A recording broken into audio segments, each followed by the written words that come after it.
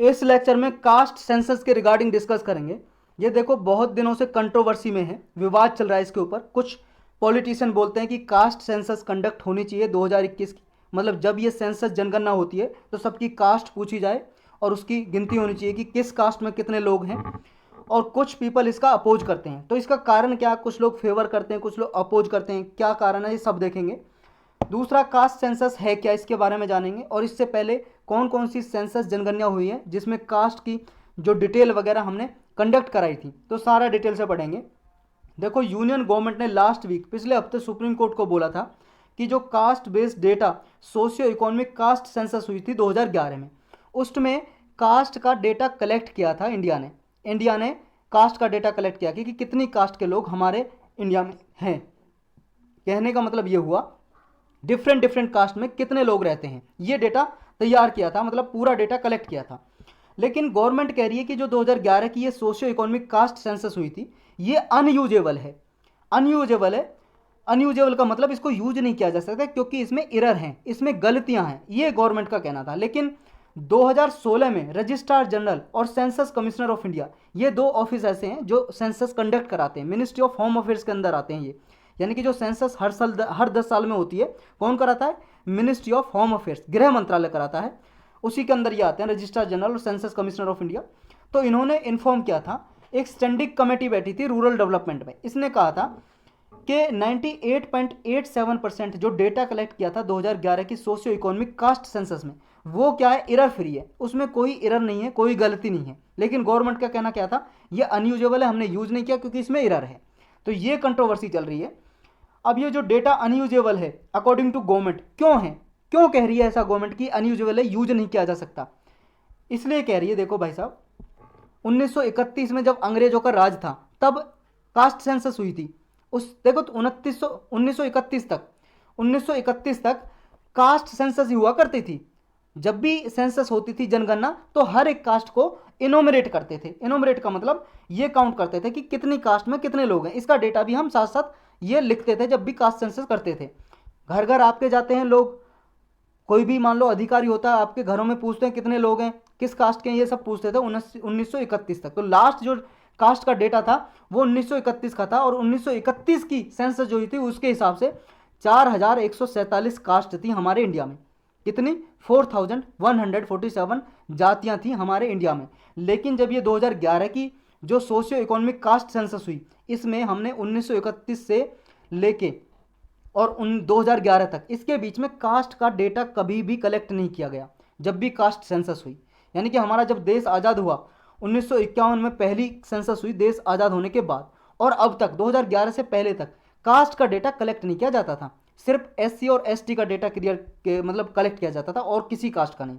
लेकिन 2011 की जो सोशियो इकोनॉमिक कास्ट सेंसस हुई थी उसमें डेटा कलेक्ट किया। लेकिन इसमें यह देखा गया कि देखो 1931 में तो 4147 कास्ट थी, जातियां थी हमारे देश में।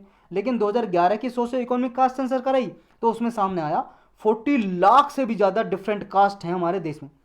देखो 1931 में 4147 और अब कितनी हो गई? 46 लाख से भी ज़्यादा कास्ट हैं। यानी कि ऐसा माना गया कुछ कास्ट क्या है, बाइफरकेट हो गई, बट गई सब कास्ट में, सब कास्ट में बट गई। लेकिन जो टोटल नंबर है वो इतने हाई नहीं हो सकता। इसलिए गवर्नमेंट कहती है कि ये डेटा अनयूजेबल है, इतनी कास्ट नहीं हो सकती जितना कलेक्ट किया है।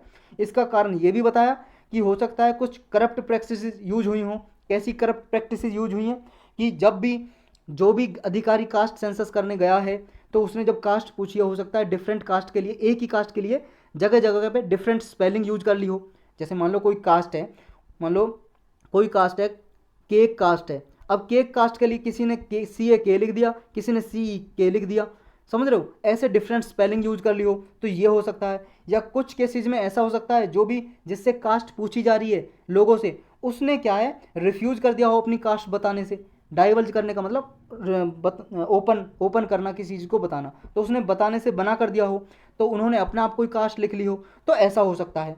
तो ये गवर्नमेंट का कहना है। तो ये जो कास्ट सेंसस की जो डिटेल है, अब तक कास्ट की जो डिटेल है जाति की, फिर आती कहाँ से? देखो अब तक की जो आज़ादी के बाद हमारी कास्ट सेंसस होती थी वो नहीं होती थी, होती नहीं थी। सिर्फ किसकी होती थी? एससी और एसटी की डिटेल कलेक्ट करते थे हम कास्ट सेंसस में। सिर्फ एससी और एसटी की डिटेल कलेक्ट की जाती थी जब भी जनसंख्या की गिनती होती थी।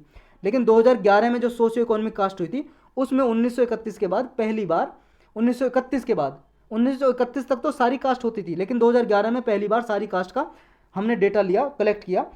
लेकिन बाकी जो कास्ट होती थी उसमें एससी और एसटी की डिटेल होती थी बस।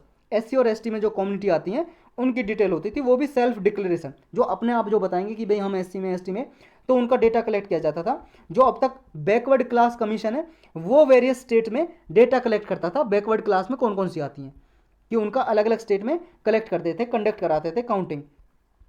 तो ये कास्ट जो डेटा है जो पब्लिश किया जाता है, ये किस तरह का पब्लिश किया गया अब तक आज़ादी के बाद। देखो हर एक सेंसस जो हुई है हमारी आज़ादी के बाद 1951 से लेकर 2011 तक, इसमें देखो ड्यूल कास्ट, ड्यूल ट्राइब का डेटा तो पब्लिश होता था, लेकिन किसी और कास्ट का पब्लिश नहीं हुआ, क्योंकि जो भी सेंसस हुई थी 1931 तक वो कास्ट पे होती थी बेस, 1931 तक। उसके बाद एससी एसटी की तो होती थी कंडक्ट, लेकिन और जाति की नहीं होती थी।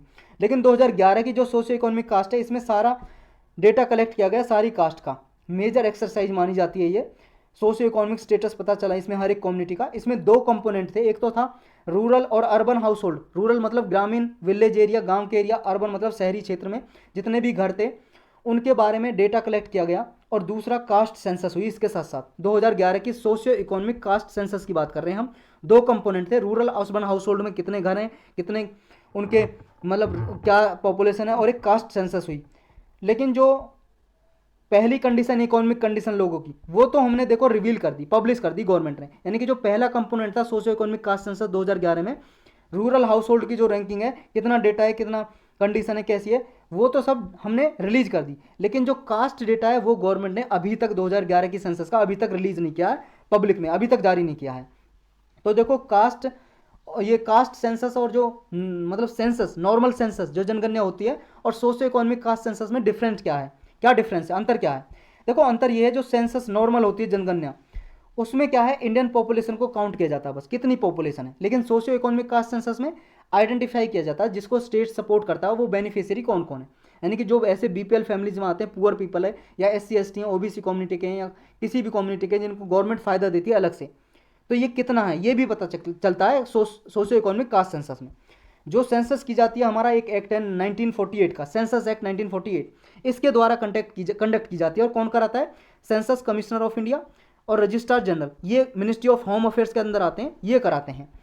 तो ये जो कॉन्फिडेंशियल डेटा होता है सारा, जितनी भी पर्सनल इन्फॉर्मेशन होती है किसी की भी, वो गवर्नमेंट डिपार्टमेंट तो यूज कर सकता है, लेकिन और किसी पर रेस्ट्रिक्शन लगा सकता है गवर्नमेंट।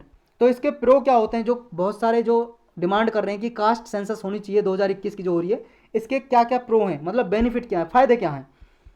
देखो इसके फायदे ये हैं, इससे हर एक कास्ट का डेटा प्रिसाइज नंबर में पता चल जाएगा कि भाई साहब इतनी कास्ट के इतनी पॉपुलेशन है एक कास्ट की। तो जब ये पता लग जाएगा तो जो रिजर्वेशन पॉलिसी है उसमें आसानी हो जाएगी कि इतने कास्ट के इतने लोग हैं, इनको इतनी रिजर्वेशन दी जा रही है, और इक्वल डिस्ट्रीब्यूशन हो सकेगा, यानी कि इक्विटेबल रिप्रेजेंटेशन हो सकेगा। ये पता चल जाएगा कि इतने कास्ट के लोग हैं, ये इतने, मान लो ए कास्ट के इतने लोग, और इनका रिप्रेजेंटेशन गवर्नमेंट सर्विस में या एजुकेशन में इतना है, तो उस हिसाब से अगर कम है तो उनको ज़्यादा दिया जा सकता है फ़ायदा, अगर ज़्यादा है तो उनको से रिजर्वेशन हटाई जा सकती है, ये फ़ायदा हो सकता है। लेकिन कुछ प्रॉब्लम है इससे। प्रॉब्लम क्या है, प्रॉब्लम ये है कंसर्न एसोसिएटेड, कंसर्न का मतलब प्रॉब्लम, कि ऐसा पॉसिबल हो सकता है कि कुछ सेक्शन में ये विरोध हो जाए, कि मान लो वो सेपरेट और लार्जर डिमांड करने लगे कोटा की। जैसे मान लो ए जो कम्युनिटी थी उसमें ऐसा पता चला इनकी पॉपुलेशन तो है 10 करोड़, और इनकी पॉपुलेशन 10 करोड़ मतलब लगभग 7-8% है हमारी पॉपुलेशन का, और जो इनके पॉपुलेशन से जो गवर्नमेंट सर्विस में है या किसी और सर्विस में है, तो उनकी जो रिप्रेजेंटेशन है वो बहुत ही कम है, लगभग 1%, 0.5%। तो ये क्या है, ज़्यादा डिमांड कर सकते हैं कोटा की, समझ रहे हो। या कोई सेक्शन ऐसा है जो बिल्कुल ही रिप्रेजेंटेशन है ही नहीं, तो वो फिर ज़्यादा डिमांड करेगा रिजर्वेशन की, यानी कि एक विद्रोह सा चल जाएगा हमारे इंडिया में। एक तो ये प्रॉब्लम है। दूसरी प्रॉब्लम ये है, देखो हम वैसे तो कास्ट सिस्टम को ख़त्म करना चाहते हैं, और अगर ये कास्ट सेंसस कराई जाएगी तो इसका मतलब तो ये हुआ कि ये कास्ट दिन प्रतिदिन मतलब सालों तक चलती जाएगी, परपेचुएट कर सकती है ये सिस्टम, मतलब caste tend to perpetuate the system. ये जब कास्ट सेंसस होगी तो ये जो सिस्टम चल रहा है जाति प्रथा वगैरह का, ये चलता ही रहेगा, तो ये प्रॉब्लम हो सकती है। एक चीज़ याद रखनी है इसमें कि जो आईने अकबरी, जो अकबर के एडमिनिस्ट्रेशन के बारे में बताती है, ये बुक है आईने अकबरी। ये देखो अकबर के टाइम में भी पॉपुलेशन का डेटा कलेक्ट होता था, और इंडस्ट्री, वेल्थ या और करेक्टरिस्टिक्स सारा का डेटा कलेक्ट होता था अकबर के टाइम में भी। और एक चीज़ और याद रखनी है इसमें कि जो पहली सेंसस हुई थी हमारी वो 1872 में हुई थी। उस टाइम में लॉर्ड मेयो थे जो हमारे वो थे वायसराय। फिर जो ये हुई थी पूरी तरह से कंप्लीट नहीं हुई थी 1872 की, जो कंप्लीट सिंक्रोनस जो सेंसस हुई थी जनगणना वो 1881 में हुई थी। उस टाइम में लॉर्ड रिपन थे जिन्होंने कराई थी ये कंडक्ट, पूरे इंडिया में नेशन वाइड कराई थी जनसंख्या की गिनती। तो ये चीज़ बस याद रखनी है।